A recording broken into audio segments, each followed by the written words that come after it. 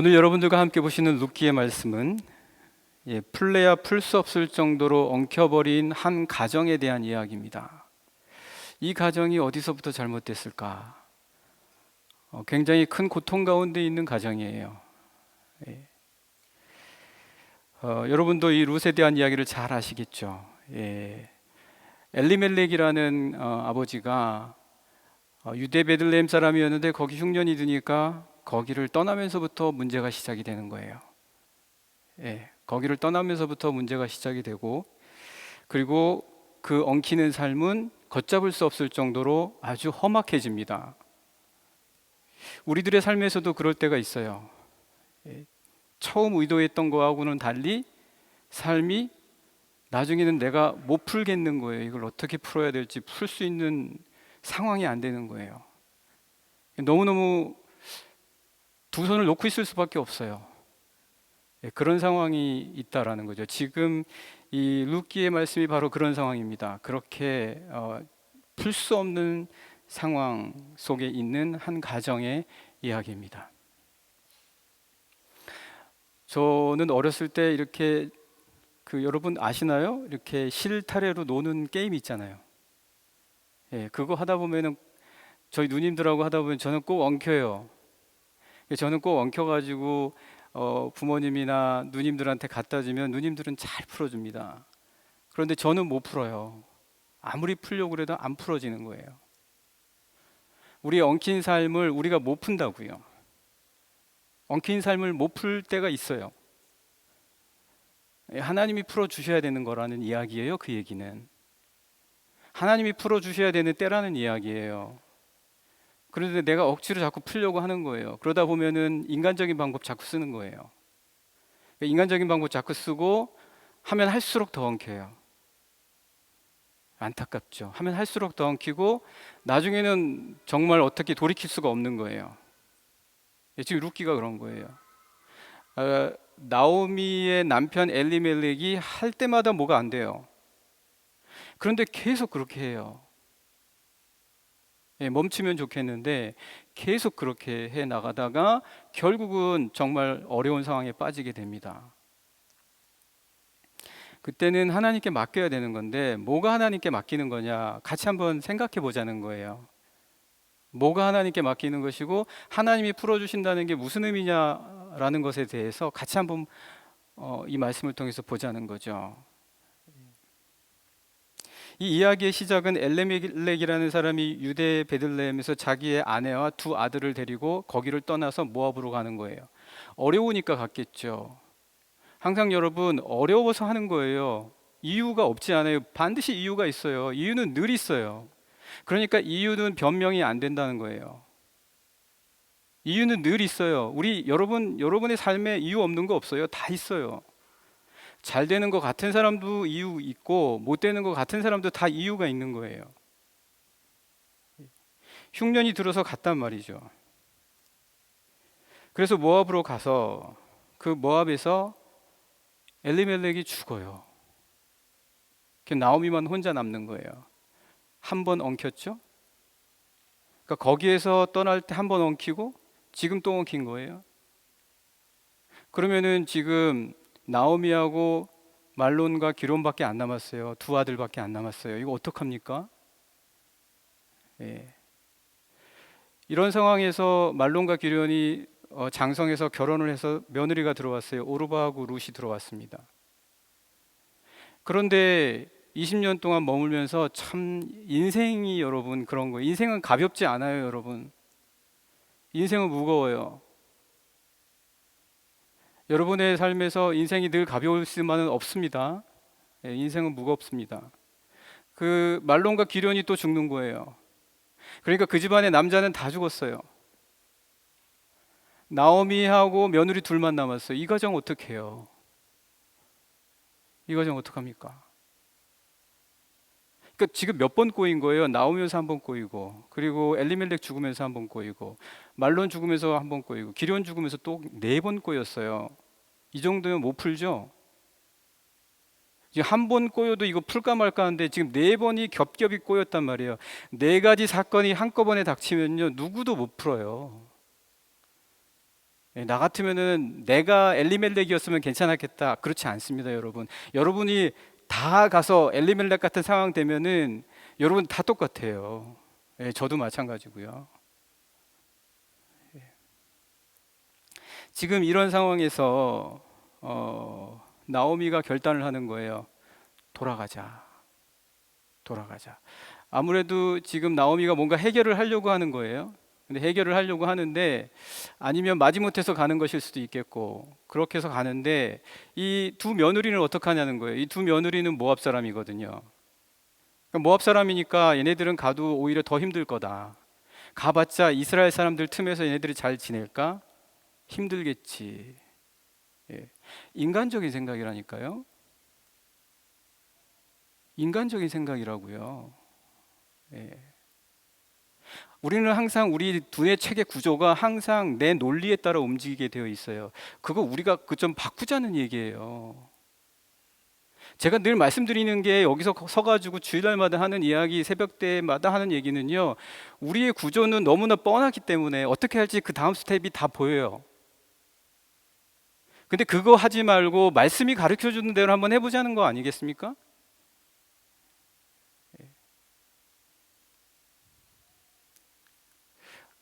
이 나오미는 뻔하잖아요. 모압이니 너 모압 사람이잖아. 모압 사람들한테 이제 돌아가라. 너희들 남편도 없고 나는 나이가 들어서 아들을 낳아서 너희들에게 시집 보내게 해줄 수도 없으니까 다 너희 동네로 돌아가라. 그게 인간적인 생각이에요. 뻔한 생각이에요. 누구나 다 할 줄 아는 생각이에요.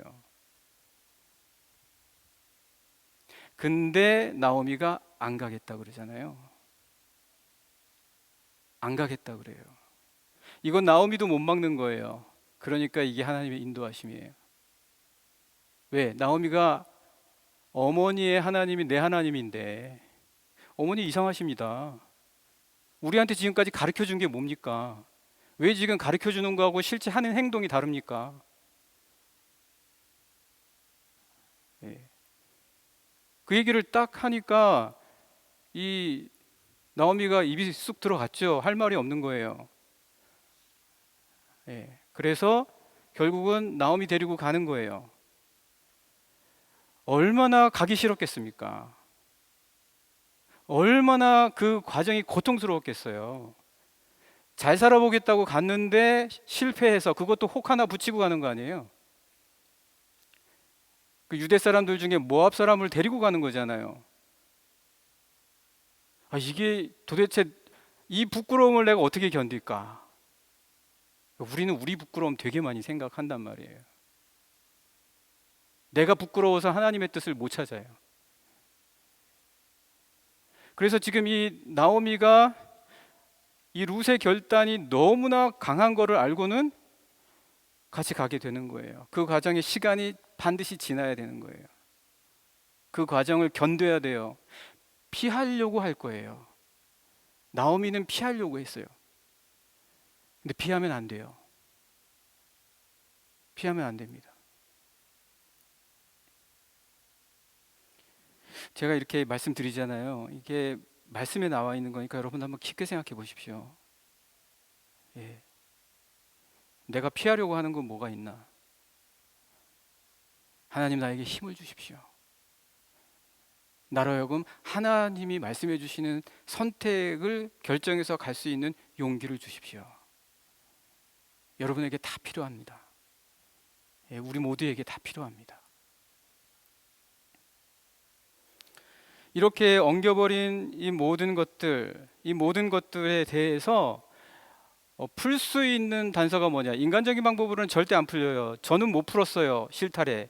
저희 어머님에게 갖다 드리니까 어머님이 푸셨단 말이에요. 하나님께 갖다 드려야 된다고요.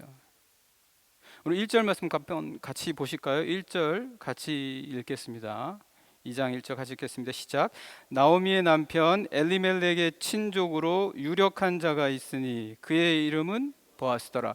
이 말씀이 참 묘해요. 이게 나오미가 가잖아요. 그런데 나오미의 친족도 아니에요. 가서 나오미가 자기 친족이 도움받을 만한 사람이 있으면 얼마나 일이 심플하고 간단해요. 여러분, 지금 이 나오미 앞에는 엄청난 어려움이 겹겹이 쌓여 있어요. 실타래, 이 매듭이 겹겹이 꼬여 있어요. 아니, 쉽게 하면 얼마나 좋을까? 나오미의 친족 중에 뻔하게 돌아가기만 하면 지키고 보호해 줄 사람이 있다는 거 알면 얼마나 좋을까? 근데 지금 나오미의 친족이 아니라 나오미의 남편, 이미 죽어버린 사람, 지금 내가 가고 있는 중에는 남편은 없어요. 남편이 죽으면 이 나오미, 이 여인은 더 이상 아들도 없잖아요. 대를 이을 사람도 없기 때문에 남이란 말이에요. 남이에요, 남. 이 남인 사람, 그것도 어떤 친족인지 몰라요. 몇 겹을 더 건너가야 될지도 몰라요. 그런 사람 중에 보아스가 있다는 거예요. 이걸 풀어서 그 사람을 만나야 되는 거예요. 이 겹겹에 풀어 있는 것, 이 매여져 있는 것, 이걸 다 풀어야 되는 것이 1절의 말씀에 있는 거예요. 우리 인생이 그래요, 여러분. 쉽게 오는 거 좋아하지 마십시오. 쉽게 사라져요. 쉽게 가요. 내가 풀어야지. 내가 풀어봐야 알지. 그냥 저절로 내 앞에 떡 굴어 올라오는 거 말고 내가 하나님과 함께 하나님이 나에게 주셔서 내가 푸는 게 있어야 된단 말이에요. 여러분, 그 오늘 터키 땅에 예전에 그 프리기아라는 나라가 있었는데 거기에 그 소 달구지에 꽁꽁 매듭이 묶여가지고 그 고르기우스의 매듭이라는 거 얘기 다 들어보셨죠? 그리스 신화에 이 고르기우스의 매듭이라는 거는 아무도 못 푸는 거예요. 이 꽁꽁 묶여가지고 누구도 풀 수 없는 거예요. 푸는 자가 없어요. 근데 푸는 자가 있다면, 만약에 이 고르기우스의 매듭을 푸는 자가 있다면 이 아시아 모든 지역을 다 다스릴 것이다. 이제 그렇게 이제 옛날부터 전해 내려왔던 거죠. 이게 아시아가 왜 아시아입니까? 아시아라는 말은 아마 아수르에서 왔을 것이다. 음가가 똑같잖아요. 이 음가가. 유럽은 아시죠? 유럽은 또 신화에서 그 오이로파 그 여인의 이름을 딴 거고. 프리기아가 그 아시아 쪽에 있었던 나라라는 거예요. 그래서 거기에서 지금 이 매듭을 도대체 누가 풀 거냐? 아무도 못 풀어요. 누가 풀었습니까? 알렉산더가 와가지고 어떻게 했어요? 풀긴 뭘, 칼로 그냥 끊어버렸단 거예요.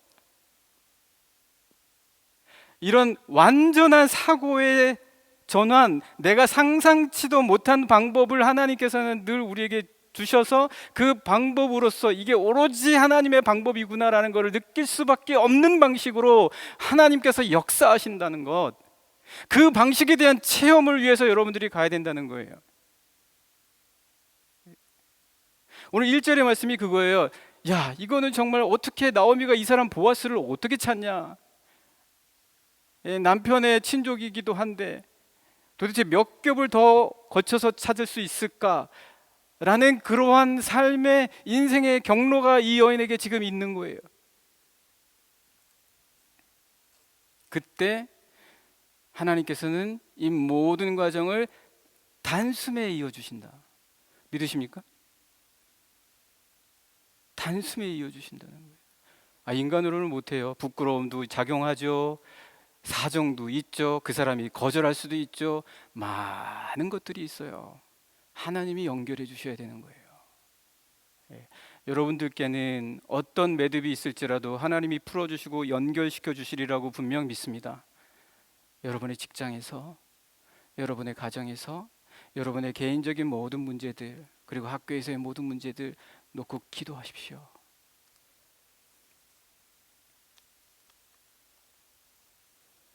제가 예전에 수련회 가서 이 본문 가지고 잠깐 말씀을 전했는데 그게 뭐냐면 이제 우연에 대한 이야기였어요. 우연에 담겨 있는 하나님의 인도하심 얘기했거든요. 근데 한 분이 반대를 하더라고요. 그게 안 들어오는 거예요. 마음속에. 이게 왜 우연이냐 막 이렇게 얘기하는 거예요.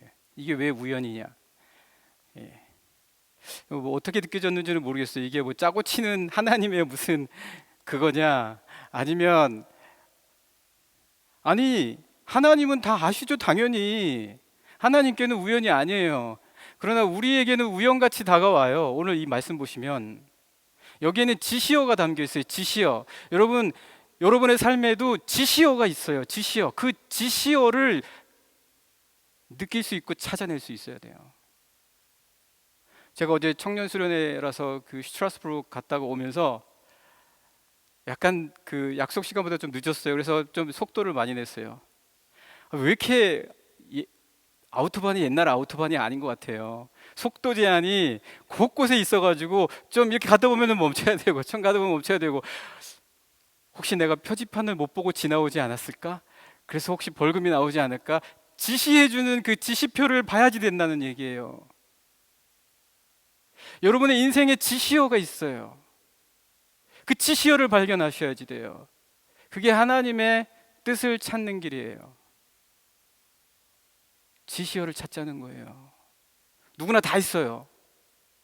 아, 그때 하나님이 이렇게 말씀하셨었구나. 왜 내가 몰랐지? 그때 나에게 이렇게 간절하게 얘기했었던 거구나. 왜 내가 못 들어줬지? 지시어가 있다고요, 여러분. 한번 보실까요? 네, 2절부터 4절까지 한번 같이 말씀 보시겠습니다. 2절부터 4절까지입니다. 2절입니다. 시작. 모압 여인 룻이 나오미에게 이르되 원하건대 내가 밭으로 가서 내가 누구에게 은혜를 입으면 그를 따라서 이삭을 주겠나이다 하니 나오미가 그에게 이르되 내 따라 갈지어다 하였습니다. 여러분 여기 한번 보시면 지금 이 사람들은 진짜 처참한 상황인 거예요. 이삭을 주우러 가서 그거 가지고 먹고 살 수밖에 없어요. 지금 룻은 자기 먹을 것뿐만 아니라 시어머니 것까지 주워와야 돼요. 이런 상황이었어요. 그러니까 시어머니 나오미도 할 말이 없죠. 이 사람들은 은혜가 아니면 살 수 없는 상황이었던 거예요. 그래서 룻이 내가 누구에게 은혜를 입어야 됩니다. 그렇게 말하잖아요. 은혜를 입지 않고는 우리 가정 지켜갈 수 없습니다. 그 말 하는 거예요. 예.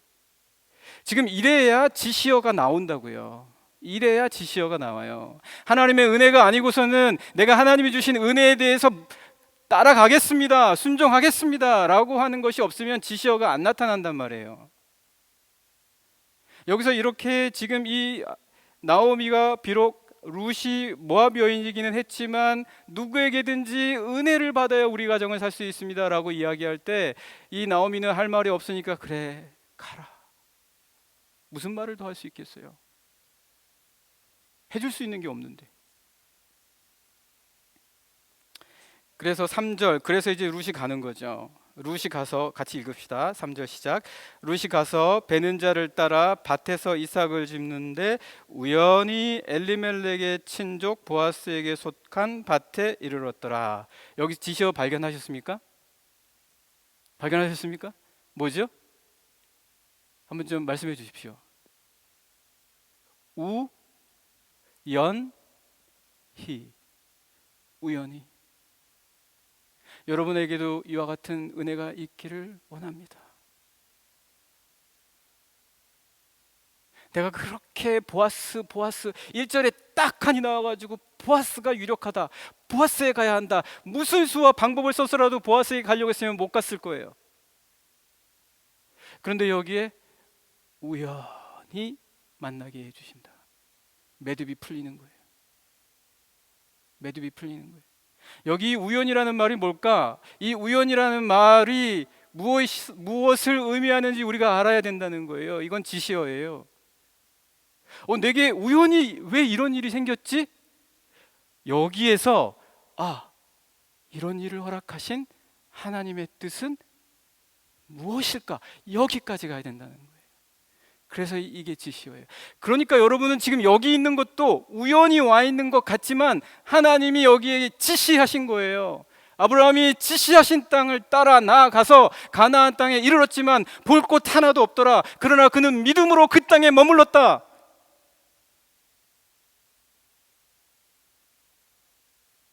여러분 맞습니까? 예. 저만 지금 혼자서 연륜을 이렇게 왜 저러나 지시어가 있다는 겁니다. 4절 보실까요? 4절 같이 읽겠습니다. 시작. 마침 보아스가 베들레헴에서부터 와서 베는 자들에게 이르되 여호와께서 너희와 함께 하시기를 원하노라 하니 그들이 대답하되 여호와께서 당신에게 복 주시기를 원하나이다 하니라. 여기도 지시어가 있어요. 뭐가 있습니까? 마침. 마침. 집에 가서 편히 쉴 수도 있는데 마침 그때 룻이 그 밭에서 일을 하고 있는데, 이삭 줍기를 하고 있는데, 그것도 우연히 그날 나갔는데 그날 마침 보아스가 그 밭에 있더라. 왜 하나님께서는 이렇게 허락하셨을까? 여기에까지 생각하셔야 된다는 거예요. 이 생각이 중요한데 왜 중요하냐? 인도하심을 바라기 때문입니다. 이 생각은 인도하심을 받는 거예요. 사랑하는 영락의 성도 여러분, 하나님의 뜻을 찾고 매듭을 풀기 위해서 고르디우스의 매듭처럼 단칼에 하나님께서 배워주시기를 소망하는 자들은 우연이라는 건 없다. 지금 내가 여기 있는 이 자리, 목적과 이유에 대해서 질문하고 찾아갈 때 하나님께서는 여러분들에게 마침 우연히라고 하는 매듭을 풀어주실 줄 분명히 믿습니다. 그런 분들이 꼭 되십시오. 자꾸 물으십시오. 왜 나에게 이 아픔이 있는가? 왜 내가 이 직장에 들어갔는가? 왜 내가 이 여인과 결혼을 하게 됐는가? 왜 내가 이 교회에 나오게 됐는가? 꼭 질문하십시오.